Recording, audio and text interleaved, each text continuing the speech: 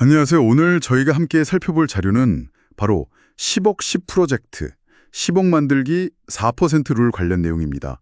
이게 보니까 10년 안에 금융자산 10억을 만들고 그걸로 은퇴 후에도 좀 풍족하게 살아보자 뭐 이런 야심찬 계획인데요.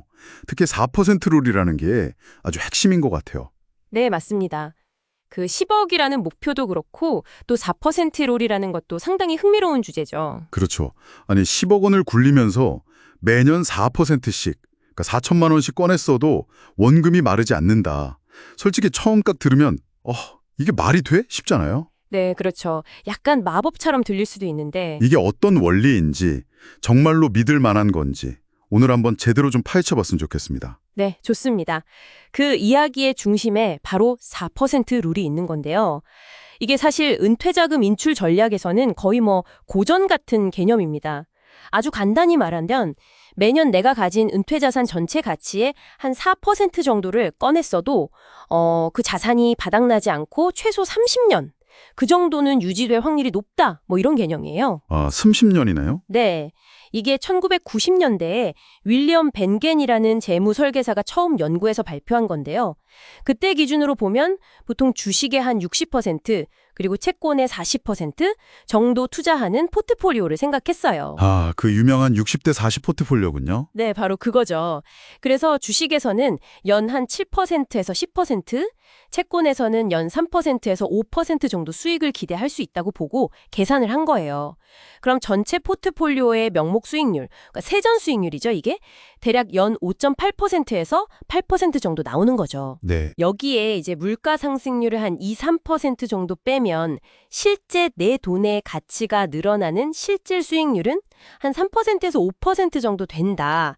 이게 이제 4%를 매년 꺼냈어도 괜찮다는 이론적인 배경이 된 겁니다. 아하, 그렇군요. 근데 그건 90년대 기준인데 지금이랑은 뭐 금리나 시장 환경이 꽤 다르잖아요. 자료에서도 현재 기준으로 다시 개선해 본 예시가 있던데요. 네, 맞습니다. 아주 중요한 지적이에요. 그래서 현재 상황에 맞게 업데이트를 좀 해봐야겠죠. 예를 들어서 주식 수익률을 연 10% 정도로 좀 더 높게 잡고 채권 수익률은 요즘 금리 상황 반영해서 한 4.5% 정도로 가정해 볼 수 있겠죠.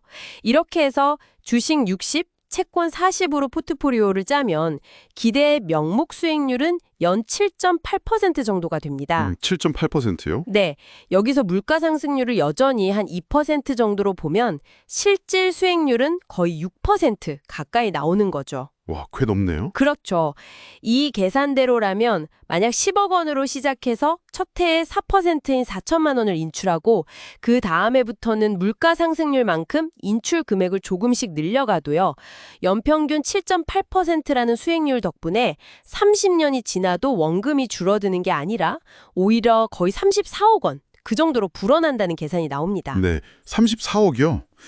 와, 잠깐만요. 그냥 우리가 흔히 아는 연 2.5%짜리 예금에 넣어두고 똑같이 인출하면 30년 뒤에 한 1억 7,500만 원 정도 남는다고 하던데, 와, 이건 뭐 비교가 안 되네요, 정말. 그렇죠. 이게 바로 장기 투자와 복리의 힘을 보여주는 예시라고 할 수 있죠. 이야, 근데요, 연 7.8% 수익률이라 이게 뭐랄까, 요즘처럼 시장 변동성이 클 때는 좀 너무 희망적인 목표 아닌가 싶기도 하고요. 매년 그렇게 꾸준히 수익을 낼 수 있을까요? 자료에서는 이런 위험 요인에 대해서는 뭐라고 하나요? 8%씩 수익을 낸다는 보장은 없죠. 절대로요. 그래서 이 4% 룰의 좀 약점, 허점이라고 지적되는 것 중 하나가 바로 수익률 순서 위험이라는 거예요. 영어로는 sequence of return risk라고 하는데요. 수익률 순서 위험이요? 네, 이게 뭐냐면 특히 은퇴 초기에 내가 돈을 막 꺼내 쓰기 시작하는 시점에 예상치 못하게 시장이 크게 하락해서 큰 손실을 보면요.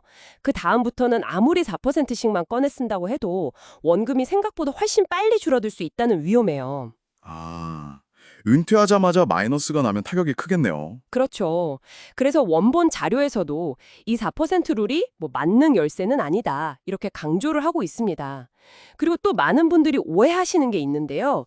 이 4% 룰이 원금은 절대 안 건드린다. 이런 뜻이 아니라는 점이에요. 정말요? 전 약간 그런 느낌으로 이해했는데요. 그렇죠. 근데 그게 아니고 수익률이 좋은 해에는 당연히 원금도 늘어나겠지만 시장이 안 좋거나 수익률이 좀 저조해서 4%에 못 미치는 해에는 원금에서 일부를 꺼냈을 수도 있다는 거예요. 그러니까 장기적으로 봤을 때 평균적으로 4% 인출을 감당할 수 있는 구조다. 이렇게 이해하셔야 합니다. 실제로 상담하다 보면 이 부분 설명드릴 때 놀라시는 분들 꽤 많아요. 아하, 그렇군요. 그러니까 단기적으로 시장이 좀 오르락내리락 하는 거에 너무 막 불안해하기보다는 좀 긴 호흡으로 봐야 한다는 말씀이시네요. 네, 맞습니다. 장기적인 관점이 핵심이죠. 그럼 이게 또 한국적인 상황도 좀 고려를 해봐야 할 것 같은데요. 뭐 기대 수명도 계속 늘어나고 있고. 네, 맞아요. 자료에서도 그 점을 언급하고 있죠. 한국은 특히 평균 수명이 길어지는 추세고 또 자산의 상당 부분이 부동산에 묶여 있는 경우가 많잖아요. 그렇죠. 현금화하기가 쉽지 않죠. 네. 그래서 필요할 때 현금 인출이 좀 어려울 수 있다는 점도 고려해야 합니다. 그래서 원본 자료에서도 뭐랄까 좀 더 보수적으로 인출률을 낮춰 잡거나 예를 들어 3%나 3.5% 정도로요. 아니면 다른 소득원, 예를 들어 국민연금이나 주택연금 같은 것들을 함께 고려하는 그런 유연성이 필요하다고 제안하고 있습니다. 그렇군요. 그럼 이제 이 룰을 실제로 좀 적용해보고 싶다 이런 분들이 꼭 기억해야 할 핵심 포인트는 뭘까요? 가장 중요한 건 이 4% 룰은 어떤 절대적인 법칙이라기보다는 가이드라인이다. 이렇게 생각하시는 게 좋다는 겁니다. 시장 상황에 따라서 인출률을 좀 조절하는 유연함이 반드시 필요해요. 예를 들어서 시장이 아주 좋을 때는 뭐 4%보다 조금 더 쓸 수도 있겠지만 반대로 시장이 안 좋거나 좀 불안할 때는 3% 정도로 인출률을 낮추는 그런 지혜가 필요한 거죠. 상황에 맞게 조절하는 거예요? 네. 그리고 당연히 개인의 전체적인 자산 구성, 뭐 현금을 얼마나 가지고 있는지, 또 국민연금이나 개인연금은 언제 얼마나 받을 예정인지, 세금 문제는 어떤지, 건강 상태는 어떤지 이런 아주 개인적인 상황들을 종합적으로 다 고려해야 하고요. 그리고 이건 정말 중요한 어쩌면 가장 현실적인 팁일 수 있는데요. 네, 뭔가요? 이 목표 자금 10억 원을 마련하는 과정에서요.